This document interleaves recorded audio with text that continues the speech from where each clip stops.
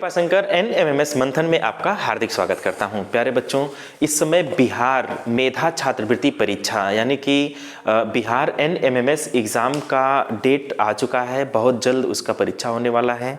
10 दिन से कम समय बचे हुए हैं। तो कम समय में तैयारी कैसे करते हैं, यानी कि आप अगर बेस्ट स्ट्रेटजी के साथ तैयारी करते हैं तो आप इस एग्ज़ाम को आसानी से क्वालिफाई कर जाएंगे। इसलिए हम आपको बता दें कि आपको तैयारी कैसे करना है, यानी कि आपको प्लानिंग कैसे बनाना है। 18 तारीख को एग्ज़ाम होना है, 10 दिन से कम समय बचा हुआ है, तो इसमें आपकी प्लानिंग क्या होनी चाहिए। ध्यान दें, रीजनिंग के कुल 90 प्रश्न आते हैं, इसलिए आपका जो फोकस है वो ज़्यादातर रीजनिंग पर हो जाना चाहिए। और रीजनिंग के प्रॉब्लम को कैसे लगाना है कि अभी लेटेस्ट जो एग्ज़ाम हुए हैं, जैसे छत्तीसगढ़ में हुआ है, एमपी में हुआ है, या लगभग हर स्टेट में इसके एग्ज़ाम हो गए हैं, तो वहाँ से आप पैटर्न देखिए कि किस पैटर्न पर क्वेश्चन पूछे जा रहे हैं। और उत्तर प्रदेश में भी अभी जल्द ही एग्ज़ाम कंडक्ट हुआ है, और यूपी में क्वेश्चन कैसे आए हैं रीजनिंग के, उसी पैटर्न पर क्वेश्चन जो है इस बार बिहार एग्ज़ाम में भी पूछा जाएगा। तो हम आपको बता दें कि उत्तर प्रदेश में जो इस बार एग्ज़ाम हुआ है, कुल 9 से 10 प्रकार के प्रश्न पूछे गए थे पूरे रीजनिंग में, जिसमें आज हम लोग उसमें से कुल 3 टाइप डिस्कस करेंगे, यानी कि 3 प्रकार हम लोग आज डिस्कस करेंगे।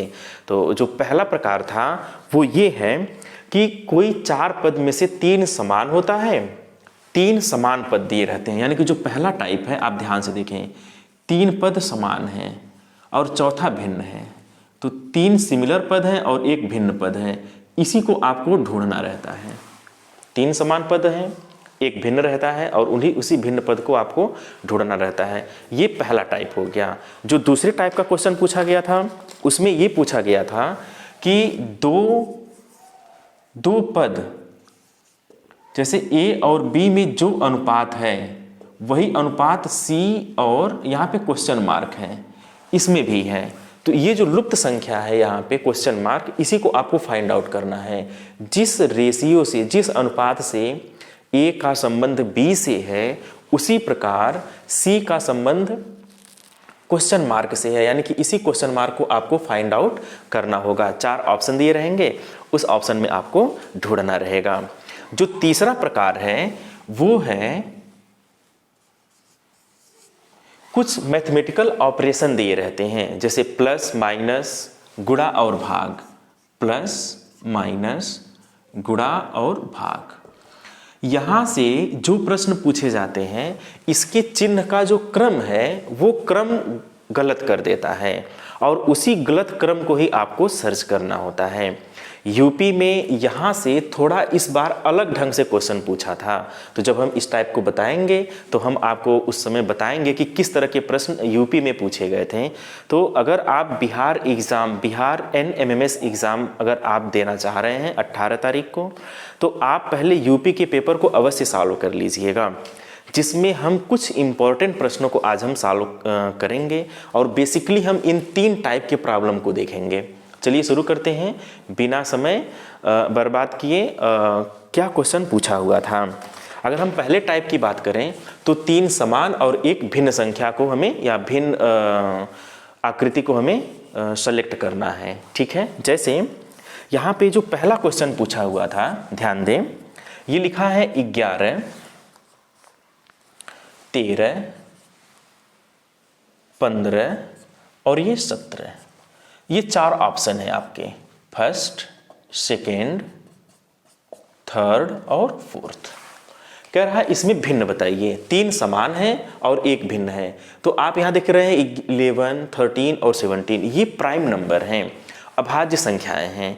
और अगर ये अभाज्य संख्याएं, और ये क्या है, ये अभाज्य संख्या नहीं है, ये विषम संख्या, यानी ये भाज्य संख्या है और विषम संख्या भी है। तो इन तीनों से ये अलग है, तो इसलिए कौन सा ऑप्शन सही हो जाएगा, हम थर्ड ऑप्शन को सही कर देंगे। यहाँ पे 15 जो है ये अभाज्य नहीं है, बाकी ये 3 सेम था। जो भिन्न है उसी को आपको सर्च करना है। तो इसी तरह के क्वेश्चंस आपसे पूछे जाएंगे, और इस तरह के कुल कितने प्रश्न पूछे हैं, कुल 10 प्रश्न पूछे हैं। जैसा कि हम आपको बताएं कि कुल लगभग 9 से 10 प्रकार के प्रश्न पूछे जाते हैं, और हर प्रकार के जो प्रश्न होते हैं वो लगभग 10 प्रश्न आते हैं। इसलिए ये एग्ज़ाम काफ़ी आसान भी होता है। बस केवल आपको 10 प्रकार ही तो देखना है। आज हम लोग इन तीनों पर अच्छी पकड़ बना लेंगे।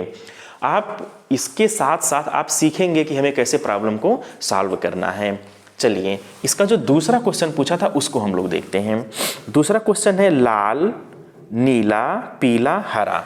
हम इसको लिख दे रहे हैं, लाल, नीला,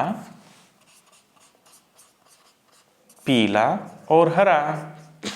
यहां पे ये 4 ऑप्शन दिए हुए हैं। कह रहा कि इसमें भिन्न कौन है। जरा आप लोग सोचिए, इसमें भिन्न क्या हो सकता है। लाल, नीला, पीला और हरा, इसमें क्या भिन्न हो सकता है आपके हिसाब से। जरा इसको थोड़ा सा ध्यान दें। अगर आप पढ़े होंगे विज्ञान में कि प्राथमिक कलर, प्राथमिक रंग, अगर प्राथमिक रंग आप पढ़े होंगे, प्राइमरी कलर पढ़े होंगे, तुरंत आप इसको बता देंगे। अगर हम आपसे पूछें प्राइमरी कलर कौन कौन से हैं, तुरंत आपका आंसर आ जाएगा लाल, नीला, पीला, ये प्राथमिक कलर हैं। और जब ये प्राथमिक कलर है तो ये एक से हो गए, और इसमें अलग कौन सा हो जाएगा, हरा इसमें अलग हो जाएगा। तो कितना आसान है इसे बताना। तो इस तरह से आपको ढूंढना है कि कौन सा इसमें अलग है। ठीक है। तीसरा क्वेश्चन जो इसमें पूछा हुआ था ये था FG, ध्यान दें, FG, VT, MQ, PR। ठीक है, ये फर्स्ट है, ये सेकेंड है, और ये थर्ड है, और ये 4 है। तो इसमें आपको अलग बताना था। तो आप इसका क्रम लिखिए। ये देखिए 6, 7, ये क्या है, इसका क्रम 22 होता है और इसका 20 है, इसका 13 है और इसका 17 है, P का 16 और R का 18। ठीक है। आप देख रहे हैं कि सब में गैप है, 2 का डिफरेंस है, 2 का डिफरेंस है, मतलब 2 या 2 से ज़्यादा का डिफरेंस है। यहाँ पे 13 है और ये 17 है, तो 2 से ज़्यादा का डिफरेंस है। मतलब इन सब में डिफरेंस है, लेकिन इसमें गैप नहीं है। तो कौन सा आंसर सही हो जाएगा, पहला ऑप्शन सही हो जाएगा। तो हमें ऐसे भी ढूंढना होता है।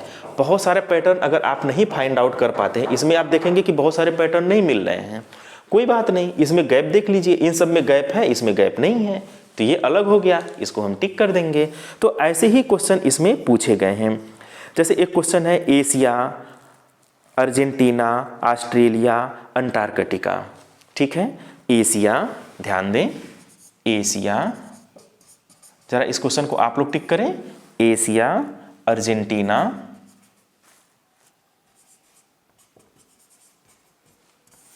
ठीक है, ऑस्ट्रेलिया,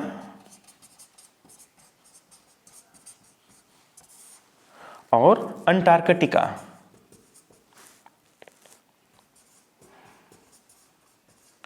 अंटार्कटिका, ये 4 ऑप्शन हैं। इन ऑप्शन में हमें भिन्न बताना है।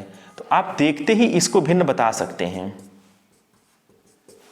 आप यहाँ पे जैसे ही देखेंगे एशिया, ऑस्ट्रेलिया और अंटार्कटिका, इसमें कुछ सिमिलरिटी आपको दिख रही होगी। ये क्या है, ये महाद्वीप है, एशिया महाद्वीप है, ऑस्ट्रेलिया महाद्वीप है, अंटार्कटिका भी महाद्वीप है, बट अर्जेंटीना कोई महाद्वीप नहीं है, ये एक देश है, तो अर्जेंटीना, तो ये महाद्वीप नहीं है। तो इसलिए इसमें अलग क्या हो जाएगा, अर्जेंटीना इसमें अलग हो जाएगा। तो आपको पहला टाइप समझ में आ गया होगा, और इसके 10 प्रश्न पूछे जाते हैं। आपको बस इसमें सिमिलरिटी देखना है, 3 समान है और 1 भिन्न है, जो भिन्न है उसी को हमें टिक करना है। ठीक है। ऐसे ही एक क्वेश्चन और आया था, पारा, पेट्रोल, घासलेट, ठीक है, और सुक्ता। अच्छा, हम इसका मतलब पहले बता दें। यहाँ पे देखिए पारा है, पारा को तो सब लोग जानते हैं, ठीक है। उसके बाद दूसरे नंबर पे दिया है सुक्ता। ये क्या है, देखिए कभी कभी क्या होता है, क्वेश्चन जब देता है तो आपको समझ में नहीं आता है, आपको समझने में प्रॉब्लम होती है। इसीलिए कहते हैं कि प्रैक्टिस करना चाहिए। Practice make a man perfect. Practice जो होता है किसी भी व्यक्ति को परफेक्ट बनाता है। तो आप जब भी किसी भी कंपटीशन की तैयारी करें या कभी आपका कोई भी लक्ष्य हो, तो वहाँ पे आपको प्रैक्टिस करने की बहुत ज़रूरत होती है। कुछ भी आप करें वहाँ पे आप प्रैक्टिस अच्छी खासी करके जाएं, ठीक है। किसी भी फील्ड में आपको काम करना है। Petrol, petrol.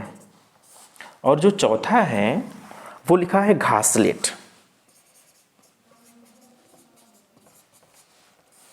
अभी हम आपको बताएं, इसको जैसे ही ऐसे देखेंगे तो बहुत सारे कंफ्यूजन आपको आ जाएंगे। तुरंत आप इसका इंग्लिश वर्जन देख लीजिए।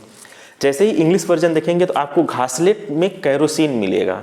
कैरोसिन मिट्टी का तेल होता है, ठीक है, कैरोसिन। और जो सूखता है ये कीटोन है। ये कौन सा है? ये एसीटोन है। सूखता क्या होता है? एसीटोन होता है। तो ये एसीटोन है, ये कैरोसिन है और ये पेट्रोल है। तो आप यहाँ पे ये देख पा रहे होंगे ये सब ज्वलनशील हैं। ये सब क्या है? ज्वलनशील है। जबकि पारा ऐसा नहीं है। पारा एक धातु है और ये ज्वलनशील नहीं होता है। तो यहाँ पे कौन सा अलग हो रहा है? यहाँ पारा अलग हो जा रहा है। तो आप हिंदी और इंग्लिश वर्जन मिला करके भी चेक करके आप आंसर कर सकते हैं। एग्जाम में इस चीज़ का भी आपको विशेष ध्यान देना होगा। जैसे ये क्वेश्चन काफ़ी बच्चे परेशान हो गए थे कि सर ये सूखता क्या है और ये घासलेट, कई सारे बच्चे आके मुझसे पूछे भी थे। तो तुरंत आप इसका इंग्लिश वर्जन देखिए, आपको चीज़ें समझ में आने लगेंगी, ठीक है। एक क्वेश्चन था दही, मक्खन, पनीर और तेल, ठीक है। तो देखिए दही से मक्खन बनता है और पनीर, ये दही, मक्खन और पनीर ये दूध से बनते हैं, ठीक है, यानी इसमें सिमिलरिटी हो गई। लेकिन तेल जो है वो दूध से नहीं बनता है। तेल बहुत सारे प्रकार से बन सकता है, ठीक है। तो यहाँ पे जो ऑयल है वो अलग हो जाएगा। तो इस तरह से कुल 10 प्रश्न पूछे हुए थे, ठीक है, 12 प्रश्न थे।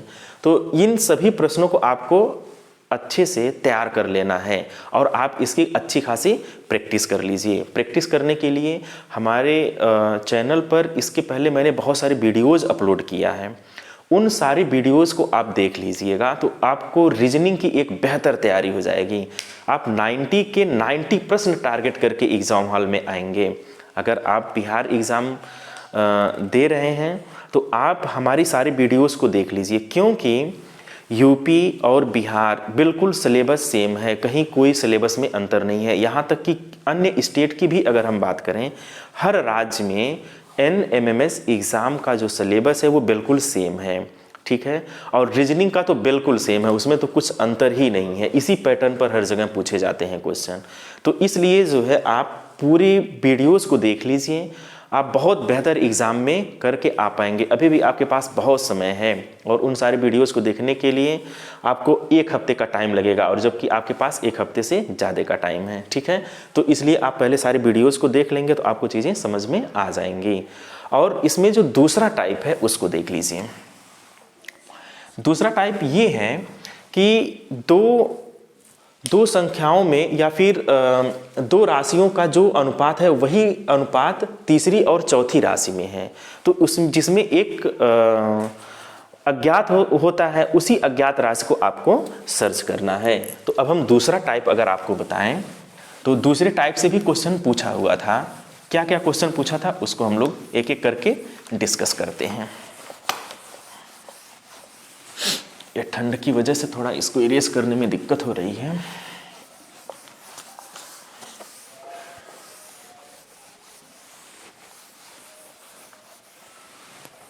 ध्यान दें, जो दूसरा टाइप है वो ये है। जैसे मणिक लाल, ध्यान दें, मणिक संबंधे लाल,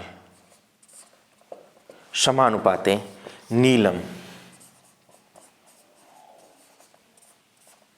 संबंधे क्वेश्चन मार्क। जैसे मणिक ये रूबी होता है, रूबी रेड कलर का होता है। ऐसे ही नीलम नीले कलर का हो जाएगा। नीलम किस कलर का हो जाएगा? नीले कलर का हो जाएगा। ये सब मणि हैं, ठीक है। तो यहाँ पे ऑप्शन क्या है? नीला, सफ़ेद, हरा और सिल्वर। तो नीलम नीले कलर का हो जाएगा। इसमें तो कुछ करना ही नहीं था, तुरंत आपको आंसर टिक कर देना है, ठीक है। और ऐसे ही बहुत सारे क्वेश्चंस इसमें पूछे हुए हैं। एक क्वेश्चन है मछली रेती, ध्यान दें, मछली संबंधी रेती। इसी तरह से आपसे कह रहा है कि आगे आपको बताना है, देखिए ये रेती क्या है इसको पहले समझ लीजिए। रेती का मतलब होता है झुंड, ठीक है। रेती यहाँ पे ये शोल होता है, मछलियों की झुंड को शोल कहते हैं। मछलियों को झुंड को क्या कहते हैं? शोल, जिससे हिंदी में रेती बोलते हैं। तो मछलियों का जो झुंड है उसे रेती या शोल कहते हैं, ठीक है। उसी प्रकार से आपको बताना है, हम यहाँ पे लिख रहे हैं, ध्यान दें, दर्शक। पहला ऑप्शन था दर्शक संबंधी रंगमंच, दर्शक संबंधी रंगमंच। दूसरा जो है शार्क स्कूल,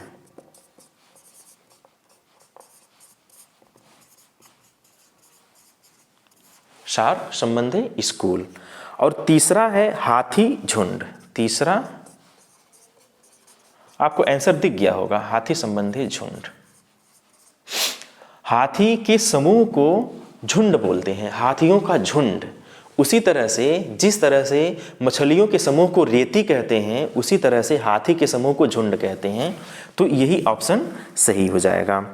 इसका चौथा ऑप्शन था अध्ययन कक्षा कच्छ, ठीक है, ये भी ऑप्शन सही नहीं होगा। तो इस तरह से हाथी के समूह को झुंड बोला जाता है, ठीक है। घड़ी समय बताती है, थर्मामीटर क्या बताता है? थर्मामीटर ताप बताता है, टेम्परेचर बताता है। तो इस तरह के क्वेश्चंस इसमें पूछे गए हैं। रुपया, भारत और येन, जैसे रुपया जो है भारत की मुद्रा को रुपया कहते हैं, वैसे ही जापान की मुद्रा को येन कहते हैं। तो येन किससे संबंधित है? जापान से संबंधित है। देखिए जो आप जीके या जनरल नॉलेज आप तैयार करते हैं उसका भी यहाँ पे कितना अच्छा यूज हो रहा है। तो रीजनिंग आप तभी बेहतर कर पाएंगे जब आपका जीके वाला पोर्शन भी स्ट्रांग होगा, मैथमेटिक्स आपकी स्ट्रांग होगी, तब जाकर के आप रीजनिंग पर अच्छी पकड़ बना पाएंगे। अदरवाइज रीजनिंग के क्वेश्चंस आप गलत करके चले आएंगे, आप समझ ही नहीं पाएंगे और आपसे गलती हो जाएगी। और इस एग्ज़ाम को क्वालिफाई करने के लिए सबसे इम्पॉर्टेंट रोल प्ले अगर कुछ करता है तो वह रीजनिंग ही है। तो इस तरह से हम लोगों ने 2 टॉपिक पर पकड़ बना लिया है। पहला टॉपिक पर क्वेश्चन कैसे बनते हैं? 3 समान होते हैं और 1 भिन्न होता है जिसे हमें ढूंढना होता है। अब इसकी आप अच्छी खासी प्रैक्टिस कर लीजिए। दूसरा क्या था कि जिस अनुपात में पहला दूसरा होता है उसी अनुपात में तीसरा और चौथा होता है, तो उसी अनुपात को आपको बताना होता है। तीसरा जो क्वेश्चन है इसमें ये मैथमेटिकल ऑपरेशन से संबंधित है, ठीक है, गणितीय संक्रियाओं से संबंधित है। अब देखिए गणितीय संक्रियाएं क्या क्या हैं, ठीक है, कैसे इस पे क्वेश्चंस बनते हैं। तीसरा पे आप ध्यान दें, बहुत ही इम्पॉर्टेंट और हर साल इस पर कम से कम 10 प्रश्न पूछा जाता है। और इस बार तो यूपी में थोड़ा सा चेंज कर दिया था और काफ़ी बच्चे परेशान हो गए। क्वेश्चन कठिन नहीं था लेकिन थोड़ा सा चेंज कर दिया था, इस वजह से बच्चों को काफ़ी परेशानी आई। तो हम सोच रहे थे कि ये समस्या आप लोगों को ना फेस करना पड़े, बिहार के बच्चों को ना फेस करना पड़े, इसलिए हम ये वीडियो बना रहे हैं ताकि आपको जो नया पैटर्न है वो पता चल जाए और उसी पैटर्न के हिसाब से आप तैयारी करें और आप बेहतर कर जाएंगे। जैसे जो तीसरा टाइप है उसमें एक क्वेश्चन पूछा था, ध्यान दें, कह रहा है कि प्रश्न संख्या 25 से 30 में चिन्हों के क्रम गलत हो गए हैं। गलत क्रम के कारण प्रश्नों के समीकरण गलत हो गए हैं। चिन्ह का क्रम गड़बड़ हो गया है, गलत हो गया है, जिसके कारण जो है समीकरण बदल गए हैं। प्रत्येक प्रश्न के नीचे 4 विकल्प में सही क्रम वाले चिन्ह का चुनाव कीजिए। जैसे आप ध्यान से देखें, 5 + 3 × 8 -12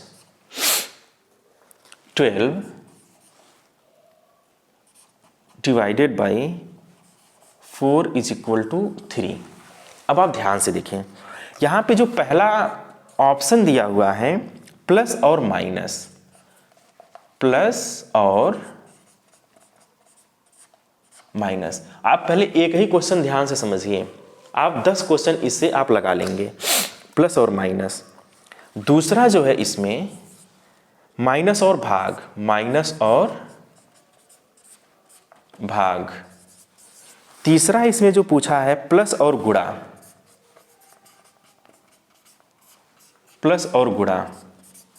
और चौथा जो पूछा है प्लस और भाग, प्लस और भाग। अब आप ध्यान से देखें क्वेश्चन क्या कह रहा है। कह रहा है कि एक समीकरण लिखा हुआ है, गणितीय संक्रियाओं पर आधारित एक समीकरण है, ठीक है। और यह समीकरण इसलिए गलत हुआ है कि कहीं प्लस की जगह पे माइनस और माइनस की जगह पे प्लस हो गया है, या माइनस की जगह पे भाग हो गया है और भाग की जगह पे माइनस हो गया, इस वजह से ये गलत हो गया है।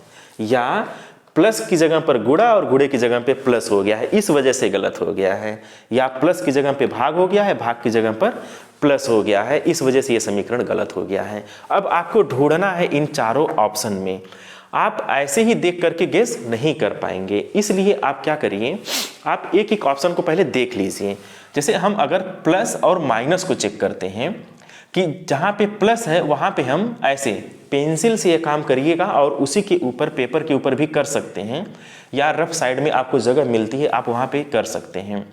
यहाँ माइनस कर दीजिएगा, प्लस और माइनस की जगह पे प्लस कर दीजिएगा। तो क्या ये समीकरण सही आएगा? अब इसको देखना है। यहाँ माइनस करना है, यहाँ प्लस, तो 12 में 4 से भाग देंगे तो कितना आ जाएगा? 3 आ जाएगा। अब इस चीज़ को हम यहाँ करके देख लेते हैं। तो ये हो जाएगा 5 - 3 × 8 + 12 / 4। सबसे पहले आप भाग करिए,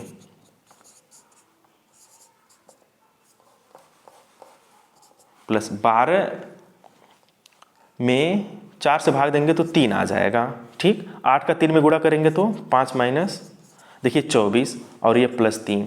तो यहाँ पे आंसर निगेटिव आने लगा, इसका मतलब ये नहीं हो सकता है, पहला तो सही नहीं है। देखिए ये काम करने में आपको बहुत टाइम नहीं लगेगा, ठीक है, आप थोड़ा फास्ट काम करेंगे तो ये कर लेंगे। अब हम तुरंत दूसरा चेक करेंगे, ठीक। जैसे ही दूसरा चेक किया जाएगा, माइनस और भाग को हम लोग चेक करके देख लें, यानी कि यहाँ पे भाग कर दें और यहाँ पे माइनस कर दें। तुरंत देखिए माइनस और भाग, देखिए क्वेश्चन क्या था, यहाँ प्लस था, यहाँ माइनस था, तो माइनस और भाग को हम चेंज कर दे रहे हैं। जैसे ही माइनस और भाग को हम चेंज करेंगे और आंसर मिलाएंगे, यहाँ पे भाग हो जाएगा और यहाँ पे माइनस हो जाएगा, ठीक। तो हो जाएगा 5 + 3 × 8 × 1/12, 3 × 4 = 12 और 4 दूनी 8 -4। यहाँ पे क्या आ जाएगा? 5 + 2 - 4, 5 2 7 -4, कितना आ गया? 3 आ गया।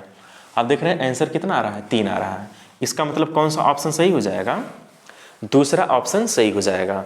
फिर आपको तीसरा और चौथा चेक करने की आवश्यकता नहीं है। लेकिन अगर सपोज दूसरा नहीं सही हुआ होता तो हम तीसरे को चेक करते हैं, ठीक।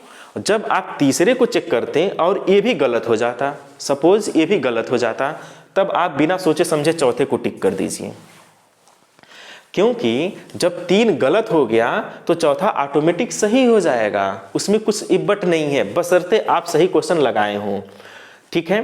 तो 3 ही ऑप्शन चेक करना है, मैक्सिमम 3 चेक करना है। पहला दूसरा चेक करिए, अगर सही है उसमें से तो उसको टिक कर दीजिए, नहीं सही है तो आप तीसरे को चेक करिए। जैसे ही आप तीसरा चेक करेंगे तुरंत आपको पता चल जाएगा, अगर ये गलत होता है तो चौथे को टिक करना है, और अगर ये सही होता है तब आपको तीसरे को टिक करना है, ठीक है। बस यही इसका लॉजिक है और यही इसका ट्रिक है, आप आसानी से समझ जाएंगे। और आप क्वेश्चन को भी ध्यान से देखेंगे तो आपको चीज़ें समझ में आने लगेंगी कि क्या सही है क्या गलत है, कौन सा ऑप्शन सही रखना सही है। तो कोई भी आप पहले 3 ऑप्शन ही चेक करेंगे, पहला दूसरा चेक करिए, तीसरा चेक करिए, अगर गलत होता है तो चौथे को टिक कर दीजिए, सही होता है तो तीसरा सही हो जाएगा, ठीक है ना। तो इस तरह से जो है मैथमेटिकल ऑपरेशंस पे कुल क्वेश्चन नंबर 25 से 30 तो इसी टाइप का था, और 30 से आगे जो है 31 से लेकर के 31 से लेकर के ये क्वेश्चन था 36 तक। ये नेक्स्ट जो 5 क्वेश्चन था वो ये था कि प्लस का अर्थ गुणा है। ध्यान दें, कह रहा है प्लस का जो अर्थ है वो गुणा है। ठीक है, कहाँ गया क्वेश्चन, सॉरी, भाग का अर्थ गुणा है। जहाँ भाग है वहाँ पे गुणा मानिए। भाग का अर्थ गुणा, गुणे का अर्थ प्लस है। जहाँ गुणा है उसकी जगह पे प्लस माना जाएगा। गुणे का अर्थ प्लस है, प्लस का अर्थ माइनस है। प्लस का अर्थ क्या है? माइनस है। और माइनस का अर्थ भाग है। ध्यान दीजिए, इसका जो मीनिंग है वो दिया है। जहाँ भाग लिखा है वहाँ हमें गुणा समझना है, जहाँ गुणा लिखा है वहाँ भाग समझना है, जहाँ प्लस लिखा है वहाँ माइनस समझना है, जहाँ माइनस लिखा है वहाँ पे भाग समझना है। ठीक है, और आपको एक समीकरण दे रहा है, वो ये है 16 गुणे 3 प्लस 5, 16 गुणे 3 प्लस 5 माइनस 2 भागा 4 का मान आपको बताना है। करा इसी का मान बताइए, -2 भागा 4, इसी का मान बताइए। तो अब आप हमें बताएं 16 हो गया, गुणे की जगह पर हमें क्या लिखना है? प्लस लिखना है। 3 प्लस की जगह पर क्या लिखना है? माइनस लिखना है। और माइनस की जगह पे क्या लिखना है? भाग लिखना है। ठीक है, और भाग की जगह पर क्या लिखना है? गुणा लिखना है। गुणे 4। ठीक है, ठीक है। अब आप क्या करिए, आप यहां पे पहले भाग दे दीजिए। तो ये हो जाएगा 16 प्लस 3 माइनस 5। देखो जहां भाग है उसकी जगह पे गुणा करके इसे 1/2 कर दीजिए, हो गया भाग। गुणे 4, अब 2 दूनी 4 हो गया। 16 प्लस 3 माइनस 5, 5 दूनी 10, 5 का गुणा 2 में करेंगे 10 आ जाएगा। अब फिर जोड़ते हैं 16, 17, 18, 19, 19 माइनस 10, और 19 में से 10 घटाएंगे तो कितना आ जाएगा? 9 आ जाएगा। तो 9 वाले ऑप्शन को आप सही कर दीजिए। देखिए कितना आसान है। यहाँ से 5 क्वेश्चन आया है, इस टॉपिक से 5 प्रश्न, यहाँ से और यहाँ से 5 प्रश्न, कुल कितने प्रश्न हो गए? 10 प्रश्न हो गए। तो हम आपको बताएं 3 तरह के प्रॉब्लम को। एक ऐसा प्रॉब्लम जिसमें 3 पद समान हो, एक भिन्न हो। एक ऐसा प्रॉब्लम जो अनुपात वाला हो, पहले 2 संख्याओं में वही अनुपात है जो लास्ट के अगले दोनों संख्याओं में है। ठीक है, और तीसरा मैथमेटिकल ऑपरेशन से संबंधित गणितीय संक्रियाओं पर आधारित प्रश्न। यहाँ से 10 प्रश्न पूछे जाते हैं। ठीक है, और इन कुल मिलाकर के लगभग 30 कितने प्रश्न हो गए हैं अभी तक? 30 से ज़्यादा ही प्रश्न हो गए हैं। ठीक है ना, 30 से ज़्यादा ही प्रश्न हो गए हैं आपके, लगभग 36 प्रश्न हो गए हैं अभी यहाँ तक के। कुल इन 3 टॉपिक से यूपी में कुल 36 प्रश्न पूछा हुआ था। अब आप हमें बताएं, क्या अगर आपको इस टॉपिक पर अच्छी पकड़ हो जाए तो क्या आप 36 के 36 प्रश्न नहीं सही कर सकते हैं? बहुत आराम से आप इसे सही कर सकते हैं। नेक्स्ट वीडियो में हम अगले 3 टॉपिक को हम डिस्कस करेंगे। फिर उसके अगले वीडियो में फिर हम लोग 3 टॉपिक को डिस्कस करेंगे। कुल 9 टॉपिक से ही प्रश्न पूछे जाते हैं, और उन सारे प्रश्नों को हम लोग अगर डिस्कस कर लेंगे उसी पैटर्न पे प्रश्न आएंगे। और इसके लिए आप किसी अन्य प्लेटफॉर्म पे मत जाइए, आप हमारी सारी वीडियोज़ को जो हम पहले अपलोड कर दिए हैं, UPNMMS के नाम से सारी वीडियोज़ अपलोड होंगी, आप उसे अच्छे से देख लीजिएगा। ठीक है, और पूरी रीजनिंग की वीडियोस, पूरी मैथमेटिक्स की, साइंस की, हम सारा पेपर भी सॉल्व करवा दिए हैं। और जितने इम्पोर्टेंट प्रश्न पूछे गए थे और जितने इम्पोर्टेंट प्रश्न बन सकते थे उन सारे प्रश्नों को हमने डिस्कस किया है। अगर आप उन वीडियोस को देख लेते हैं तो आपको रीजनिंग, मैथ और सामाजिक विषय, इन सब से आप प्रश्न अच्छे से सही कर पाएंगे, और विज्ञान से भी आप पूरे प्रश्न सही कर पाएंगे। अगर हमारी वीडियोस आपको अच्छी लगी हो तो आप हमारे चैनल को अवश्य सब्सक्राइब कर दीजिएगा, दोस्तों को शेयर करिएगा, लाइक करिएगा, तथा बेल आइकन को इसलिए प्रेस करिएगा ताकि हमारा जितनी भी आगे नोटिफिकेशन हो वो सब आपको सबसे पहले प्राप्त होता रहे। Okay, thank you.